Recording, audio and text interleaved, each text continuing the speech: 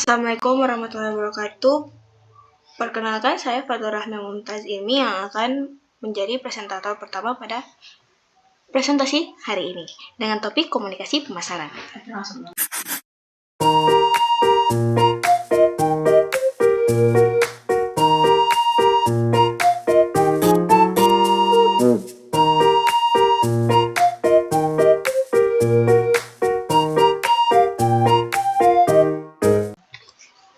Adapun teman-teman kelompok saya, yaitu Nurhaliza Raja, Khadijah Afriliahi Umar, Fikri Mayau, Nurul Fisamawati Iqbal, Cinta Kasman, Hengki, dan Melinda Wambes.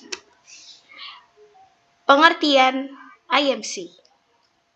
IMC atau Integrated Marketing Communication adalah sebuah konsep dari perencanaan komunikasi pemasaran yang memperkenalkan nilai tambah dari rencana komprehensif yang mengevaluasi peran strategis dari berbagai disiplin komunikasi, misalnya periklanan umum, respon langsung, sales promotion, dan mengkombinasikan disiplin-disiplin ini untuk memberikan kejelasan, konsistensi, dan juga dampak komunikasi yang maksimal.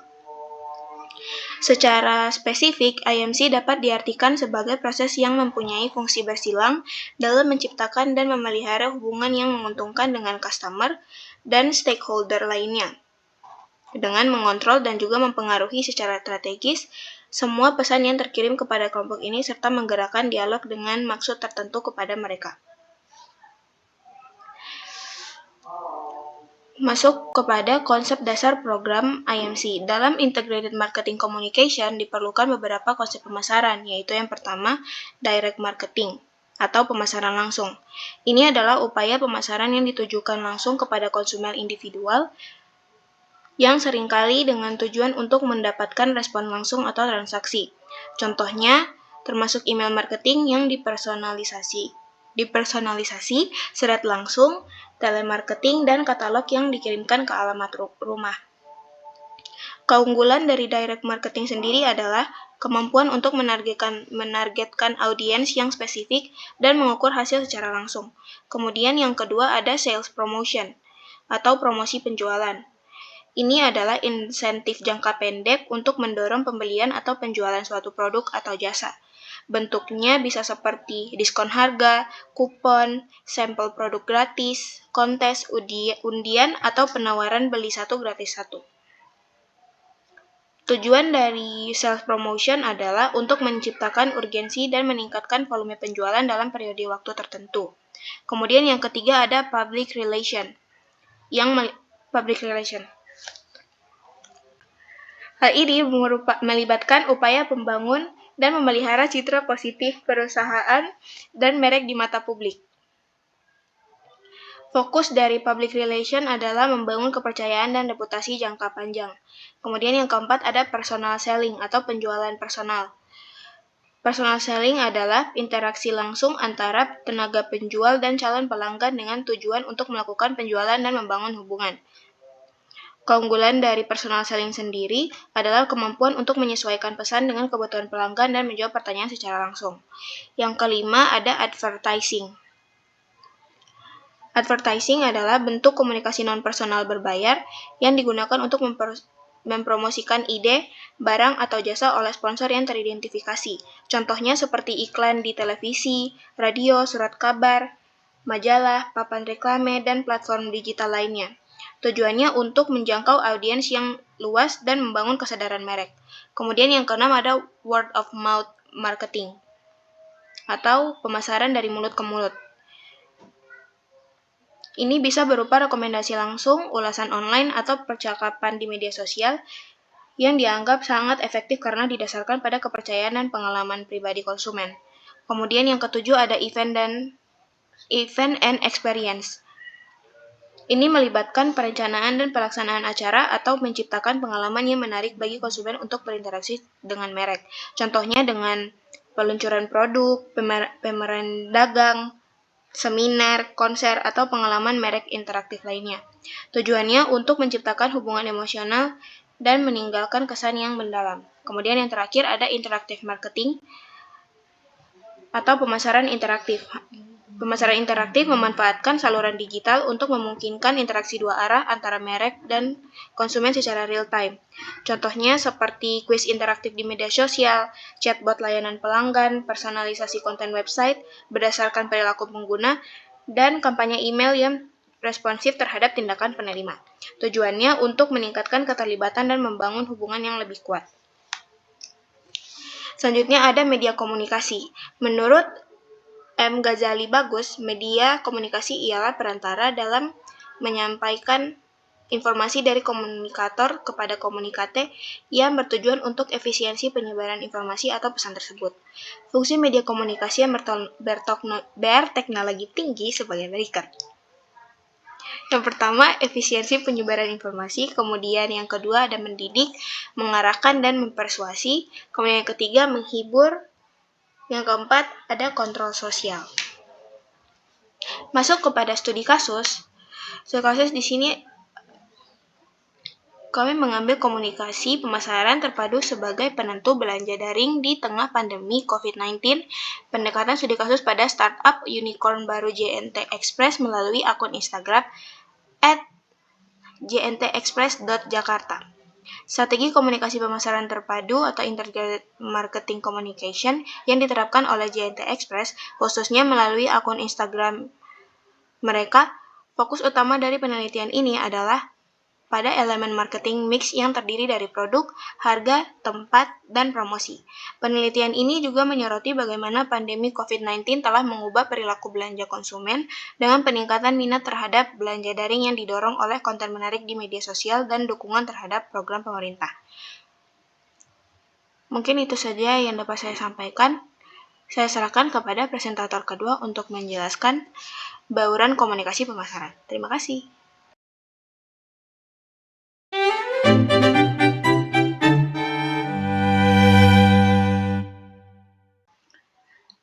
Baik, di sini saya Melinda Wambes sebagai presentator kedua yang akan membahas tentang bauran komunikasi pemasaran.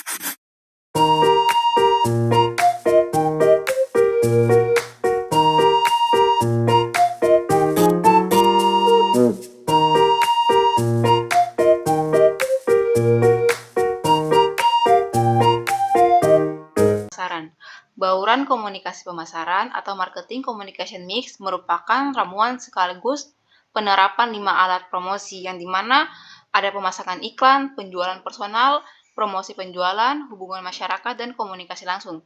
Utama perusahaan untuk mencapai tujuan-tujuan pemasaran.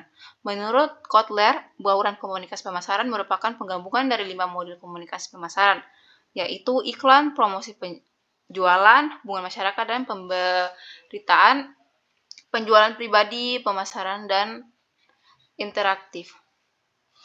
Yang berikut ada unsur bauran komunikasi pemasaran. Unsur bauran komunikasi pemasaran adalah kombinasi berbagai alat atau metode yang digunakan perusahaan untuk menyampaikan pesan pemasaran kepada target audiens. Yang pertama ada periklanan. Periklanan adalah bentuk komunikasi non-personal berbayar melalui berbagai media, seperti televisi, radio, surat kabar, majalah, papan iklan, internet, dan media sosial. Tujuannya adalah untuk menjangkau audiens yang luas dan membangun kesadaran merek serta menyampaikan pesan persuasif. Yang kedua ada penjualan pribadi. Penjualan pribadi ini melibatkan interaksi langsung antara tenaga penjualan perusahaan dengan satu atau beberapa calon pelanggan yang bertujuan untuk melakukan penjualan dan membangun hubungan jangka panjang. Bentuknya bisa berubah presentasi penjualan, pameran dagang, dan konsultasi. Yang ketiga ada promosi penjualan. Promosi penjualan ini adalah insentif jangka pendek untuk mendorong pembeli atau penjualan produk atau jasa. Contohnya termasuk kupon, diskon, kontes, hadiah, dan sampel gratis. Ini bertujuan untuk menciptakan kegembiraan dan mendorong tindakan pembelian. Yang keempat, pemasaran langsung. Pemasaran langsung melibatkan komunikasi langsung dengan konsumen untuk mendapatkan respon langsung dan membangun hubungan yang berkelanjutan. Metode ini digunakan untuk meliputi surat langsung. Yang kelima adalah hubungan masyarakat. Hubungan masyarakat adalah kegiatan yang bertujuan untuk membangun hubungan baik dengan berbagai pihak berkepentingan dan menciptakan citra positif perusahaan serta produknya. Bentuk ini tuh biasa berupa siaran pers, konversi pers, atau acara sponsor dan kegiatan sosial perusahaan. Yang ketiga ada faktor komunikasi pemasaran. Faktor-faktor dalam menentukan bauran komunikasi pemasaran atau bauran promosi adalah sebagai berikut. Yang pertama, ketersediaan anggaran. Yang kedua, siklus hidup produk. Yang ketiga, jenis produk atau jasa. Yang keempat, keputusan pembelian. Yang kelima, kesiapan konsumen untuk membeli produk. Yang keenam, preferensi media. Ketujuh, regulasi. Keempat, kompetitor. Yang terakhir, ketersediaan media.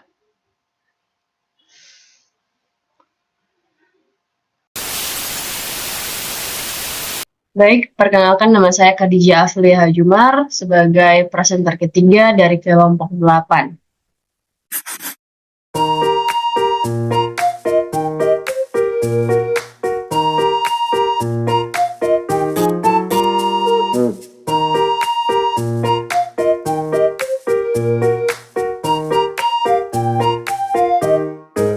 Perilaku konsumen dalam komunikasi pemasaran. Di dalam mempelajari perilaku konsumen, pemasar tidak hanya berhenti pada perilaku konsumen semata saja, namun juga perlu mengaitkannya dengan strategi pemasaran yang akan disusun. Strategi pemasaran yang baik pada hakikatnya didasarkan pada apa yang diinginkan dan dibutuhkan konsumen. Perusahaan yang mampu memahami perilaku konsumen akan mendapatkan keuntungan yang cukup besar karena dapat menyusun strategi pemasaran yang tepat yang dapat memberikan kepuasan yang lebih baik dibandingkan dengan pesaingnya. Menurut Suryani 2008, berikut gambar perilaku konsumen: aware, attitude, act, and act again. Komunikasi internet. Pada dasarnya, internet mencoba melakukan value chain integration, yaitu suatu proses kolaborasi yang mengoptimalkan seluruh aktivitas internal dan eksternal yang terlibat untuk menghasilkan nilai yang lebih besar pada konsumen. Sebelum ada internet, hal tersebut telah dicoba untuk dicapai dengan menggunakan Electronic Data Exchange atau EDI. Tetapi, walaupun cukup efektif, EDI tersebut memiliki kelemahan menurut Economist 1999. Berikut kelemahan yang dimaksud. Pertama, kurang fleksibel dan terbatas. Kedua, hanya menyediakan informasi dasar tentang transaksi, tetapi kurang bermanfaat untuk dimanfaatkan mengadaptasi perubahan market. Yang ketiga, terlalu mahal untuk diimplementasikan. Terakhir, berbasiskan teknologi proprietary, bukannya standar open, sehingga sering membuat konsumen terkunci pada produk. Berikut studi kasus. Komunikasi pemasaran Kompas TV melalui media sosial dalam persaingan bisnis. Studi kasus di Kompas TV. Kompas TV menghadapi persaingan ketat dalam industri pertelevisian. Untuk memperluas jangkauan dan menarik audiens muda, Kompas TV memanfaatkan media sosial sebagai alat komunikasi pemasaran. Penggunaan media sosial sebagai bagian dari bauran komunikasi. Pemasaran membantu Kompas TV memperluas jaringan siaran dan menarik audiens yang lebih luas. Sekian dari saya, terima kasih. Baiklah, perkenalkan nama saya Nurul Fisoma Iqbal. Saya di sini sebagai presentator keempat. Saya ingin menjelaskan tentang periklanan.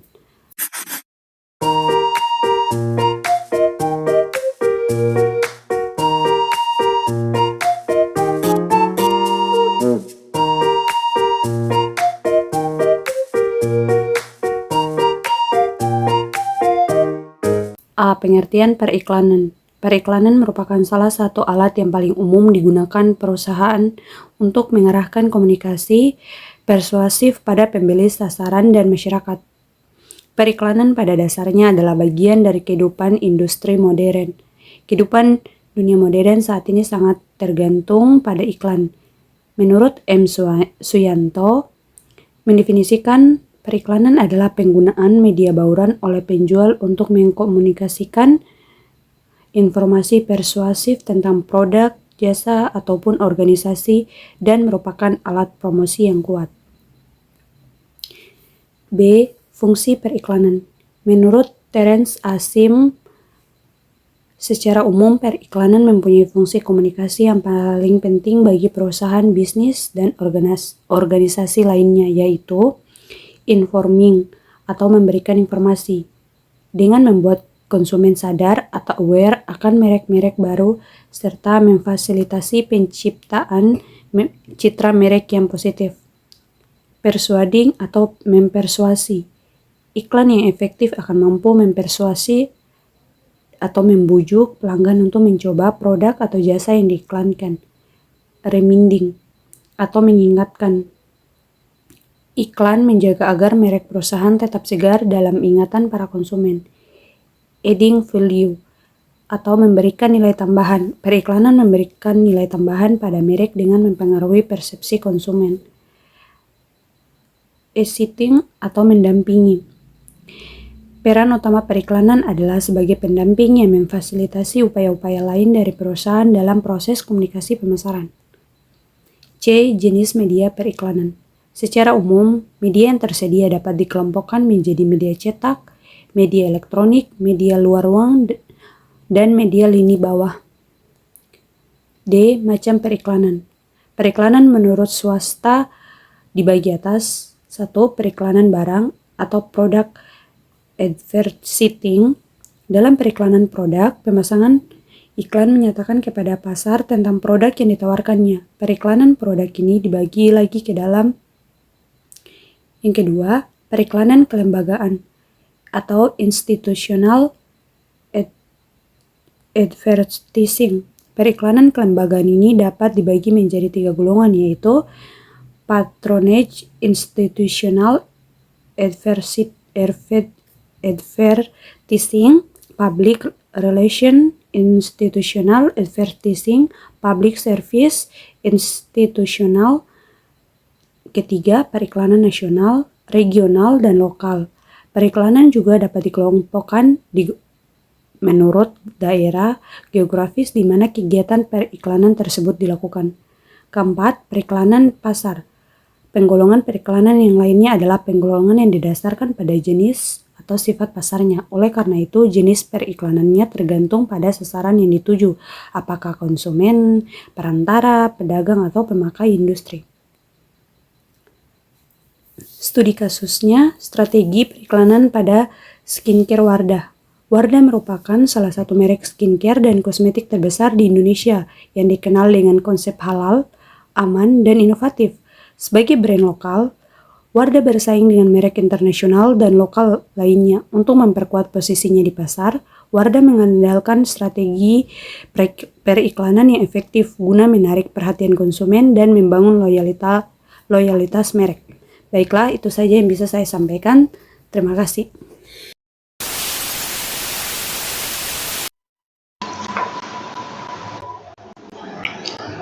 Baik, perkenalkan, nama saya Hengki sebagai presentator kelima yang akan menjelaskan mengenai dengan media komunikasi.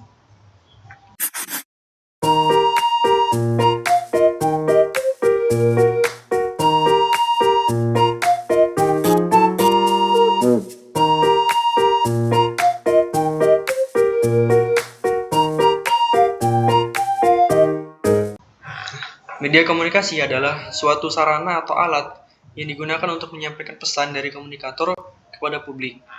Media mendominasi dalam berkomunikasi, yaitu panca indera manusia seperti telinga dan mata. Media juga adalah jendela yang sangat mungkin kita untuk bisa melihat lingkungan yang lebih jauh. Sebagai tafsiran yang bisa membantu memahami pengalaman, sebagai landasan penyampaian informasi, sebagai komunikasi interaktif yang mencakup pendapat audiens, suatu pemberi tanda instruksi atau petunjuk, sebagai penyaring atau pembagi pengalaman dan fokus terhadap orang lain, cermin yang memberikan refleksi diri dan penghalang yang menutup kebenaran. Adapun dalam media komunikasi ada yang namanya blog. Blog berasal dari kata web blog, yang artinya catatan di web. Secara umum, blog adalah suatu media di mana seseorang dapat menulis yang di dalamnya berupa artikel untuk berbagai hal. Selain itu, blog juga merupakan media komunikasi antara seseorang dengan banyak orang di seluruh dunia. Dalam era persaingan pemasaran yang semakin ketat dan pertumbuhan pengguna internet, perusahaan menggunakan corporate blog sebagai alat komunikasi. Corporate blog berfungsi untuk menjalin hubungan interaktif antara perusahaan dan pelanggan. Melalui corporate blog, perusahaan memberikan informasi dalam bentuk artikel, dan pelanggan dapat memberikan info balik berupa komentar, pertanyaan, dan tanggapan. Di dalam media komunikasi ada yang namanya komunikasi massa, di mana sebuah informasi dapat secara cepat tersampaikan kepada masyarakat luas melalui sebuah media yang disebut sebagai media massa. Media massa adalah sebuah channel atau tempat yang digunakan sebagai sarana dalam proses komunikasi massa, meliputi media cetak, elektronik, dan daring. Komunikasi massa mampu menyebarkan pesan secara publik secara hampir bersamaan, bahkan hanya dalam satu kali penyampaian informasi. Komunikasi massa berperan sebagai cara yang efektif untuk menyampaikan informasi antara pihak yang ingin menyampaikan informasi dengan pihak yang ingin diberikan informasi, baik komunikasi bagi perorangan atau individu, komunikasi kelompok, maupun fungsi utamanya sebagai komunikasi bagi masyarakat luas. Adapun pengaruh komunikasi massa. Komunikasi massa memiliki beberapa efek yang dapat mempengaruhi individu, masyarakat, dan bahkan kebudayaan. Efek yang menurut Stephen Akev adalah sebagai berikut. Efek yang pertama terhadap individu, di mana komunikasi massa dapat memberikan efek ekonomis pada setiap individu. Hal ini tercermin dalam jasa lowongan pekerjaan yang disediakan oleh industri media massa. Efek yang kedua yaitu terhadap masyarakat. Efek ini berkaitan erat dengan karakter yang dimiliki oleh seseorang. Masyarakat akan menilai berdasarkan pembawaan, interaksi, serta cara berpikir seseorang sesuai dengan apa yang ditunjukkan oleh media. Yang ketiga, efek terhadap kebudayaan. Nah, kerap kali hal yang ditampilkan dalam media, baik media cetak, media elektronik, maupun media digital, akan berbeda bagi setiap kebudayaan yang dianut oleh masing-masing daerah. Nah, pengolahan informasi pada konsumen terjadi ketika salah satu panca indera konsumen mencerna input dalam bentuk stimulus angel. Nah, Blackwell and Minard tahun 2000 dalam bukunya Sumarwan dalam 2004 menyatakan ada 5 tahap pengolahan informasi, yaitu yang pertama ada pemaparan, di mana konsumen menyadari stimulus melalui panca inderanya. Yang kedua, ada perhatian, di mana kapasitas pengolahan yang dialokasikan terhadap stimulus itu masuk. Yang ketiga, ada pemahaman, di mana interpretasi makna stimulus. Yang keempat, ada penerimaan, yaitu dampak persuasif stimulus kepada konsumen. Yang kelima ada retensi, yaitu pengalihan makna stimulus dan persuasi keingatan ke jangka panjang. Adapun contoh media komunikasi, yaitu WhatsApp sebagai media komunikasi apotik Andita dalam mempertahankan loyalitas pelanggan pada masa pandemi COVID-19. Nah, WhatsApp menjadi alat yang efektif bagi apotek Andita untuk melakukan komunikasi pemasaran dan menerapkan CRM selama pandemi. Kemampuan untuk beradaptasi dengan teknologi dan menjaga hubungan personal dengan pelanggan adalah faktor kunci dalam mempertahankan bisnisnya di masa sulit. Mungkin itu saja yang dapat saya sampaikan. Selanjutnya saya berikan kepada presentator berikutnya.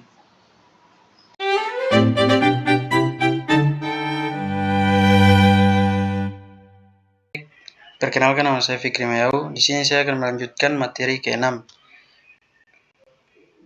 Proses personal selling.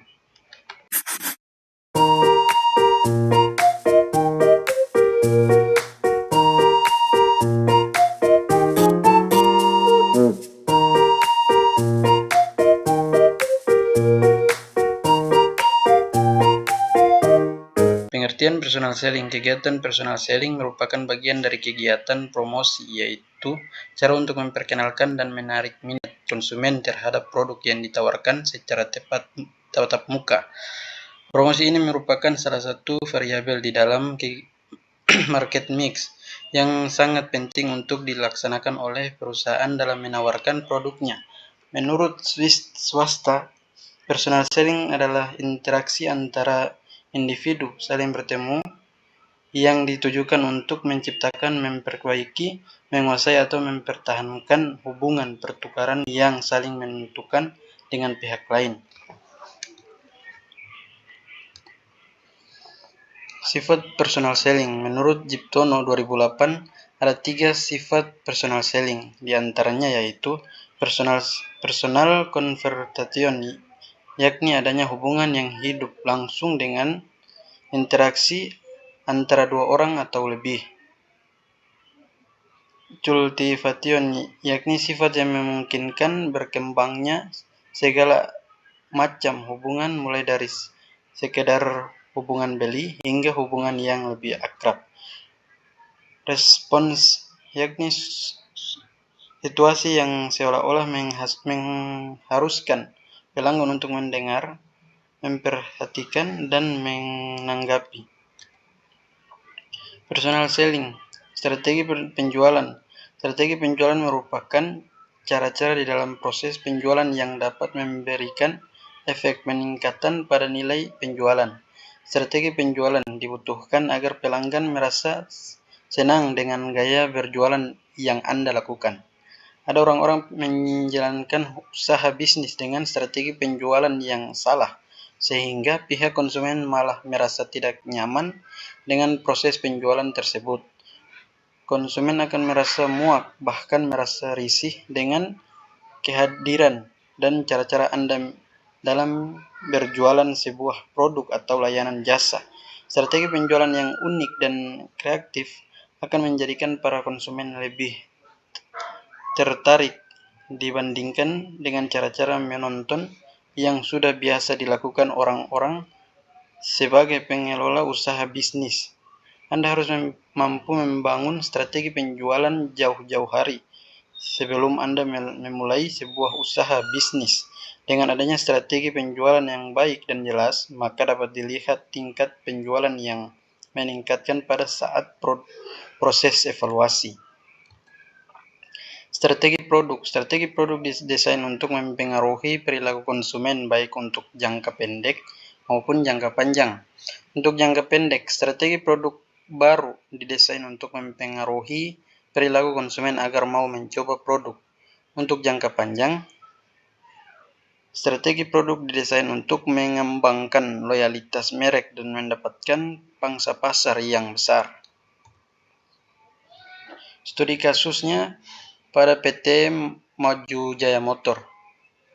PT Maju Jaya Motor adalah perusahaan yang bergerak di bidang penjualan sepeda motor. Perusahaan ini telah berdiri selama 5 tahun dan memiliki reputasi yang baik di kalangan konsumen. Setelah menerapkan strategi personal selling selama 3 bulan, PT Maju Jaya Motor mengalami peningkatan penjualan sebesar 25%.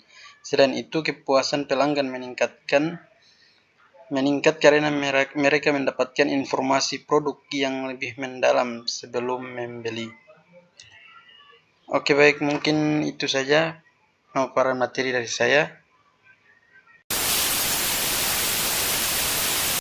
Saya akan melanjutkan pemateri selanjutnya dengan nama Cinta Kasman, presentator ke-7, yaitu terkait dengan strategi promosi. Yang pertama, kita harus mengenal apa itu promosi.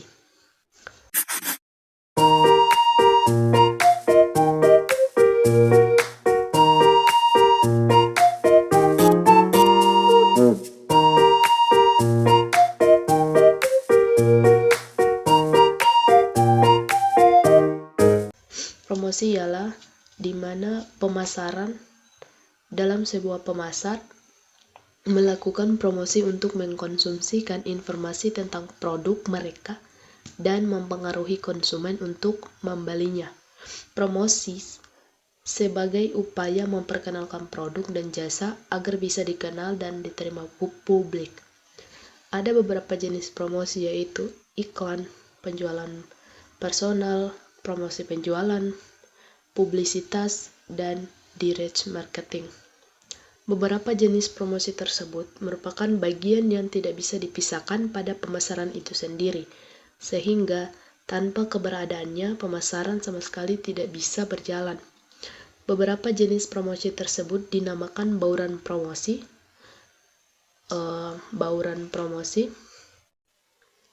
Bauran promosi mix merupakan salah satu bagian dari bauran pemasaran atau marketing mix. pada ilmu manajemen pemasaran. Selanjutnya yaitu kita akan mengenali terkait dengan promotion mix. Promotion mix yang ingin kita kelola secara strategis oleh para pemasar agar dapat mempengaruhi konsumen untuk membelinya, yaitu sebagai berikut. Ada 4, yaitu yang pertama advertising atau iklan, kemudian personal selling atau penjualan personal, 3 sales promotion atau promotion penjualan, dan 4 public relation atau publisitas. Yang pertama, apa itu advertising? Advertising adalah penyajian informasi non-personal tentang suatu produk, merek perusahaan, atau toko yang dilakukan dengan bayaran tertentu. Kemudian kedua yaitu personal selling. Promosi ini melibatkan interaksi personal langsung antara seorang pembeli potensial dengan orang salesman.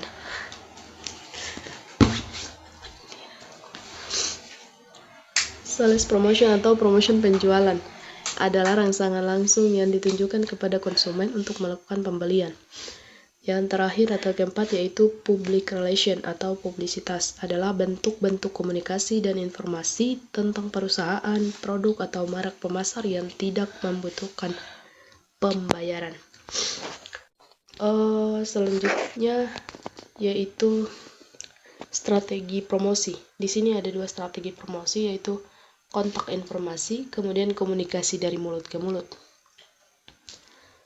Yang pertama yaitu kontak informasi. Kontak informasi dengan promosi dapat berdasarkan keinginan internasional. Contohnya saat konsumen membuka surat kabar mencari kupon makan. Nah, surat kabar di situ adalah di mana wadah untuk mencari informasi jika ia ingin makan atau mencari sesuatu. Kemudian komunikasi dari mulut ke mulut atau word of mouth communication merupakan metode yang membantu penyebaran kesadaran produk hingga menjangkau konsumen di luar negeri. Dari mereka yang melakukan kontak langsung dengan promosi. Sekian dari saya. Baik, di sini saya sebagai pemateri ke-8 yang akan menjelaskan tentang mendesain dan menerapkan strategi promosi. Sebelumnya, perkenalkan, nama saya Nurhaliza Rajak.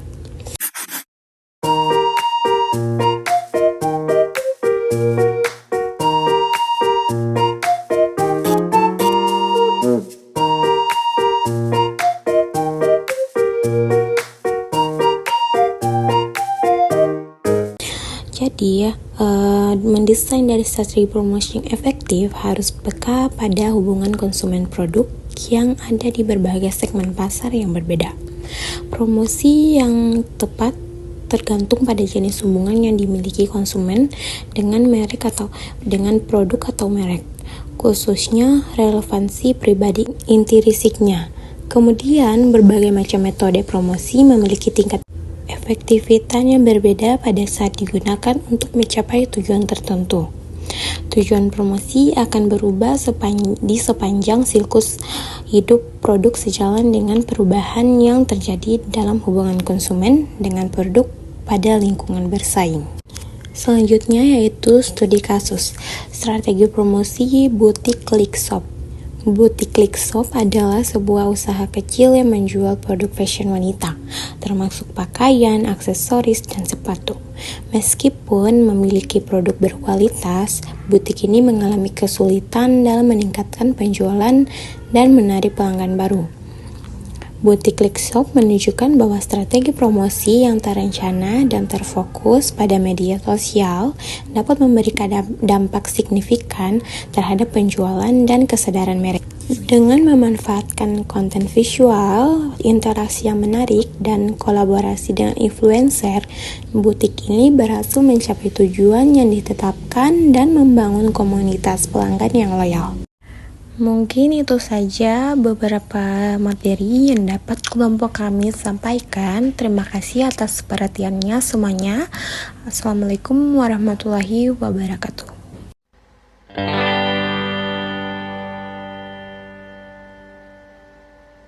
Bye.